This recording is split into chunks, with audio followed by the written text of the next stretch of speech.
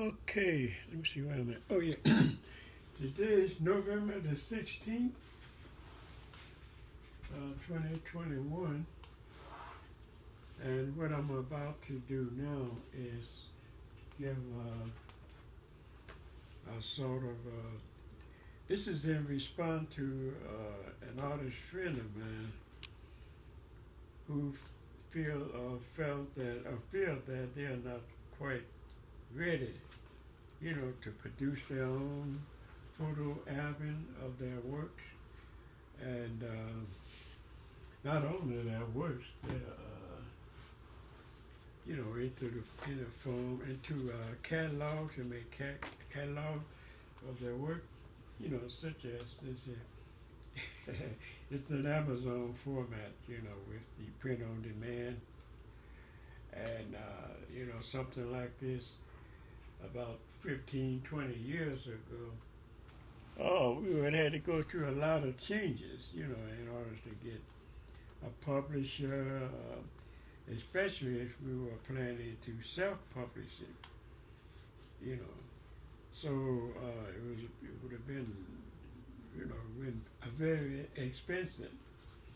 But as for these here, the ones that I have so far, it didn't cost me nothing but time. Because there was no financial cost. So what I'm doing is, this is my second one here. I've done this one for my family. I got the cover somewhere else, But anyway, I'm just going to flip through this book here, page by page. Let me see, can you see it? You can see it better, of course, on my Facebook page, and also just go to Amazon and, put my name in, Curtis Kojo Morrow. You find it. Here's another one. This is a calendar I done for last year. I'm going to reproduce the same one, but I'll change the date from 2021 to 2022. Look at that. Now what I done, all I did was take pictures of my work from the earliest up to the present that I happen to keep, And, we all probably got thousands of photos that we could, if we go through our collection. So what you do is select, the most clearest ones, and you may want to do a little photoshopping on it. That's what I did, and imagine that. The better the photo, the better it'll look, and you want to try to you always want to present your best. I guess that's what I'm trying to say. Always put your best foot forward, because the worst one is what people will look at and judge your work on, Oh, you didn't dot the I, you didn't cross the T, I can't see it, it's too clear, it's not clear enough, so you want to try to do the best you can on that. This is just some of the photos that I used. Now these photos and the description of the painting is really work that I have in my online galleries. So, by making this calendar,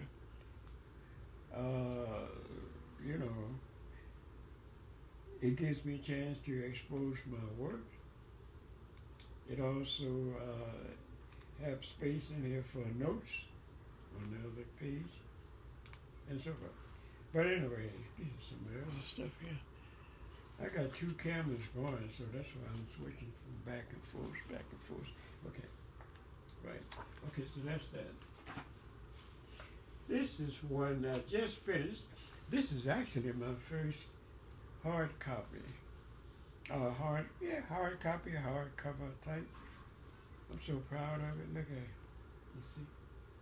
Got my title and name on the, on the trim section, you see? Okay, I'm trying to twist it around. Okay, that's the cover. And the title of this book, which I put on the rim here. And on the back, I have a brief description of the book, you know. So and on the inside, this is about 350 some pages. Let me see, how many pages do I have in here? 334 pages. There are a few photos in it here, but not too many. It's mostly about my life in Africa, in West Africa, as an artist. So I had a choice, My choice was I could remain, but I have to have a way of sustaining myself. Not just myself. I have to be able to engage, someone else. I have to be able to pay somebody, hire them on a job. Okay. But I don't have to spend too much time on this because that's my grandfather. He started the whole thing. This guy was born in 1849 and he made his transition in 1951. I was 17 years old. And at the time, I was in Korea, really. And so he was the first person that inspired me to think outside of the box. Okay, that's another story. You can check that out if you want to. This is the book that I want to go through here. This is the Odyssey. I got this pin up here, sort of keep it from folding over. So this is the Odyssey. This is my book. I give a sort of a briefing, background on me, because I'm not going to try to read it here because, I want to go through the pages of the book. Okay? So, but, all this is on my artist statement, which can be found on the online gallery, in my online gallery. That's me at age 17. Yeah, this is me about 10 months later. I was right here on the front line, over here in that corner. That's it. You get a better view of it in my, on my page there, Facebook. Okay. This is me in 1866. I was 32 years old in Ghana, West Africa. And in this particular event, incident, I was being adopted by the Ashanti Paramount Chief, by a Ashanti Paramount Chief. This is an Afro-American. His name is John Gray. He passed a few years ago. That's John Simpson. So we was engaged on a project, clearing a feeder word in order to get live food stock, produce to the main city. That was a heck of a job. But anyway, we managed it. It took about 3 months. And while they was in the city, arranging for transportation, and my job was to stay out there and try to encourage the people, to because you leave, they figure they going back, they got enough to do without volunteering for something else. So this is my translator here, Joe Voon. Joe DeCosta Voon, he's the founder. This guy could speak about 30 different dialects in Ghana. I think it was about 50, 52 or whatever. This is my first studio here. Now see, I just found these pictures. And Professor Reginald Jackson, he's a photographer that he visited Africa and different. Matter of fact, he taught cinematographer and photography at MIT. So he was the heavy dude, right? Okay, so when I think this was his first trip. He came through Ghana and I met him and he was shooting, interviewing Afro-American expatriates that were living in Ghana at that time, because that's where I was. I was in Ghana. Okay. And so that's me. This is the first place, that's my second studio. The first one that I had electricity, come on about 4 or 5 hours a day. And this is me carving bits of cow horn. And oh, here I graduated up to ivory. So I was carving ivory, making miniature reproduction of traditional pieces. And that way I didn't have no problem with the traditional artists and craftsmen, that was carving the large stuff, you see. I'm going to tear this up. But anyway, and these are some of my first jewelry. I just saw off a ring. I saw the ring of a cow horn, make two, so that become a loop earring. Then I will cut out the symbol of Africa, and hang them up and say, and suspend them with a piece of chain. I would buy earrings from the market and just use the chains and the hook until I learned to make my own. These are some of the symbols. These are these symbols that I use. They're called Adinkra symbols here. There's quite a few of them. Each one had different meaning. It's hieroglyphic, really. In fact, this was used, symbols such as was used during the olden days, to write, to leave messages on trees or ground. So when other Ashantis or people down there passed their way, they could look at the symbols and give them an idea of what lay ahead or what lies ahead. Okay. So and this is a lot of text, I'm talking about my introduction into craftsmanship, and a few comments on some of the people who I'm talking about Ghanaians and Eves and Nigerian, because that's who I hung out with. By then, I've been in Ghana for about 2 or 3 years. So I was doing the same thing they were doing, traveling from one city to another. Then eventually I started traveling from Ghana to the Ivory Coast and sell to tourists.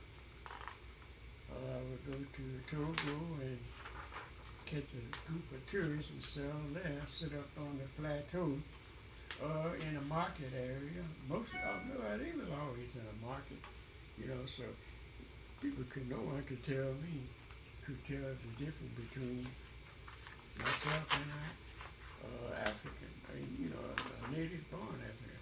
And when I returned to the States, I used that knowledge, my carving skill,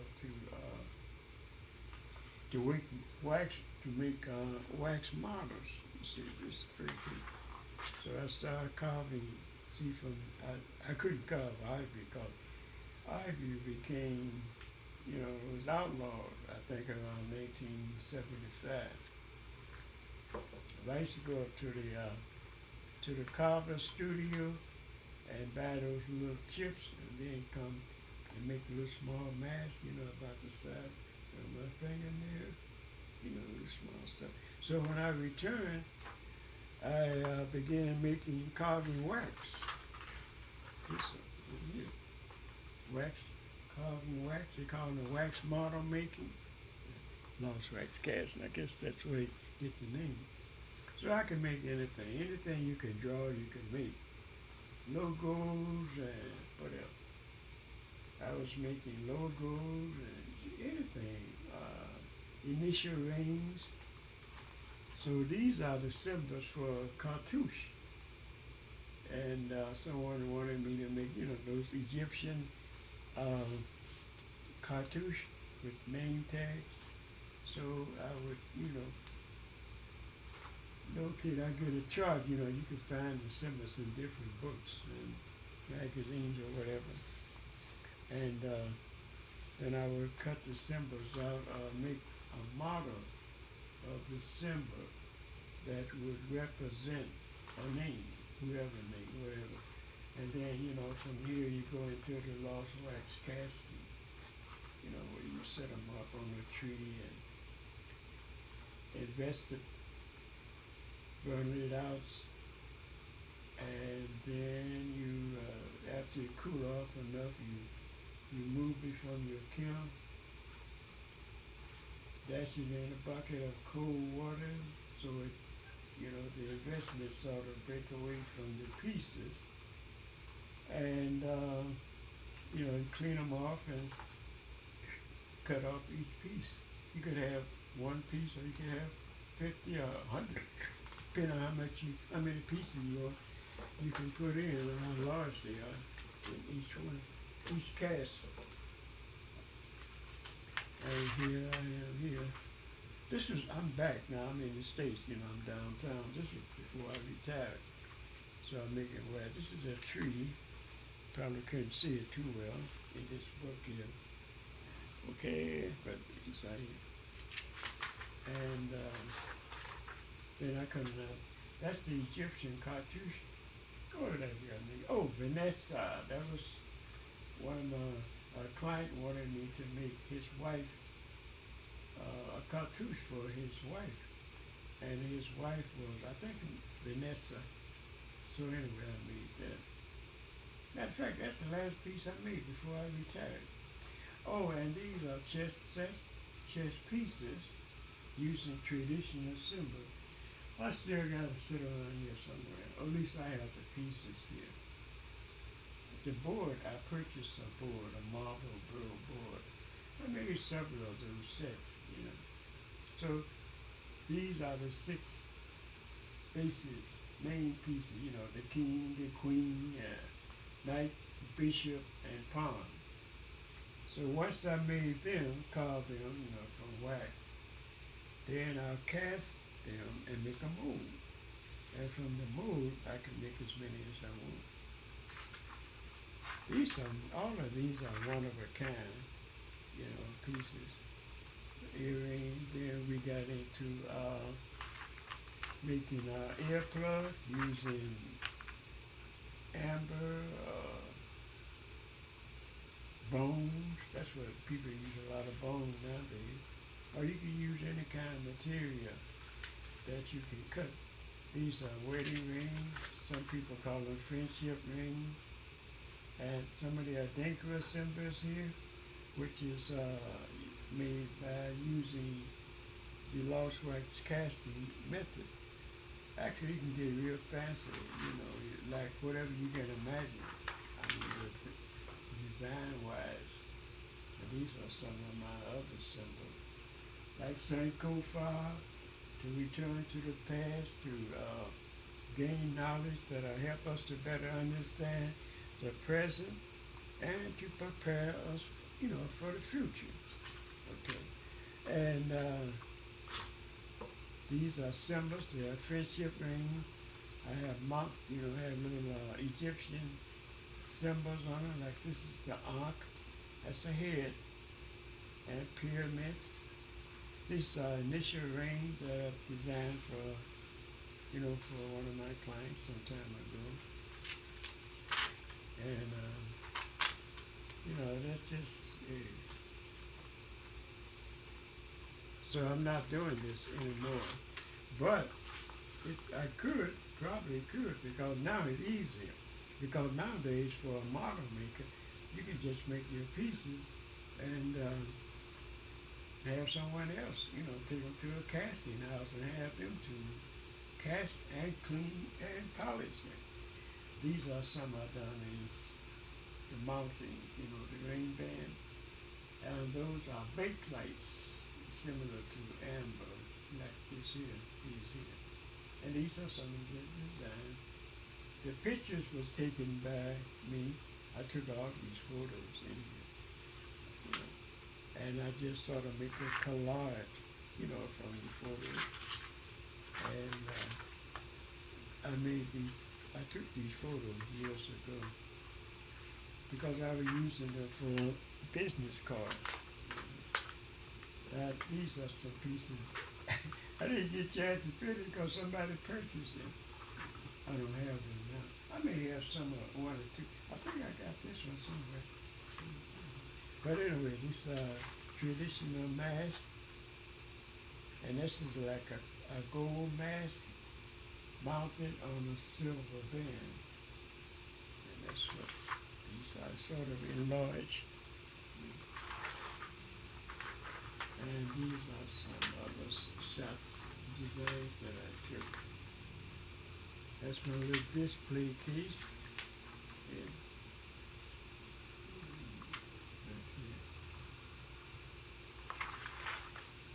And these are some finished places here.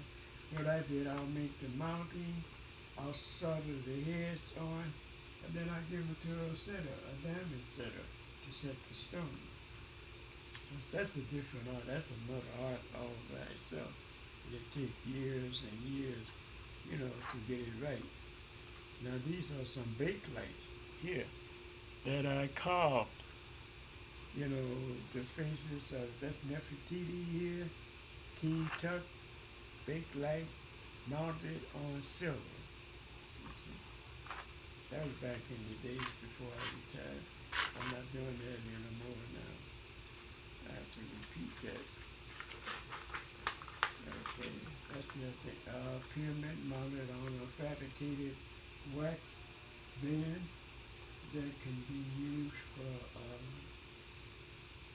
that I would cast. Then I put a diamond on it, the tip on the top of it. Or something. Okay. Oh, and then we got the same thing here. Trying to put it that closer. Okay.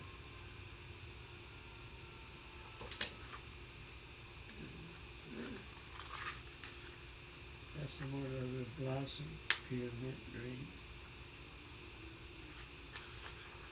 I kind of missed this. I try to pass it on, to someone, but that's another story. It's a tedious job, and it requires a lot of focus, concentration on what you're doing.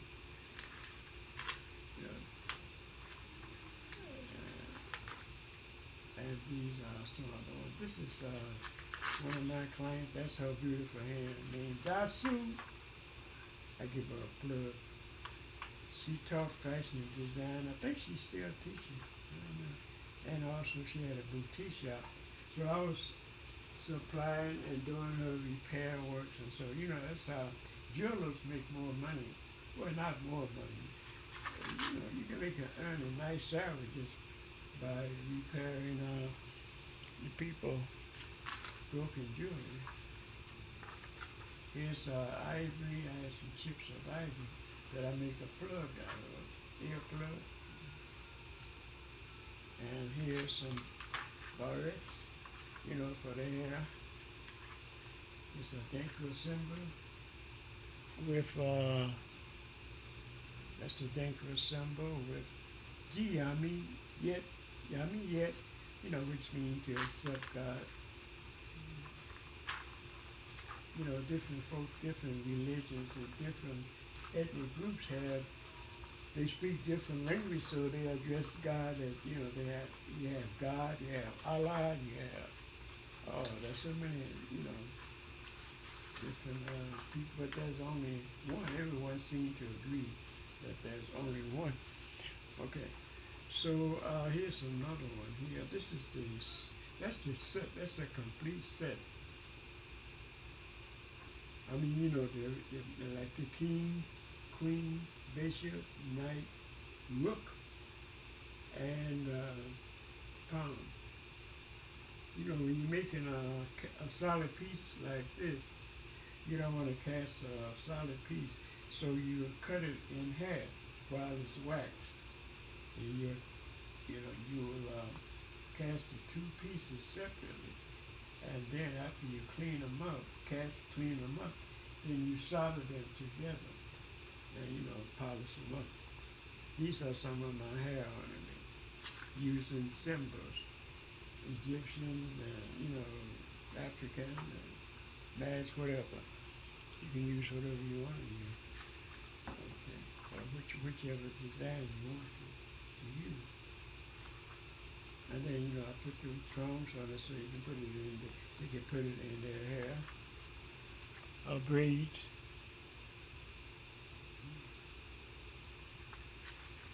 Okay. These are other traditional masks here that I carve from wax, and from the wax to the metal, and from the metal to the mold, and then you just repeat that cycle. This is a large ring, I think, amber. Yeah.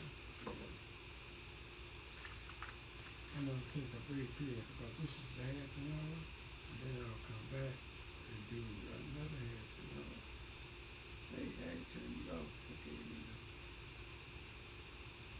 pick it up. Okay, we turn you off.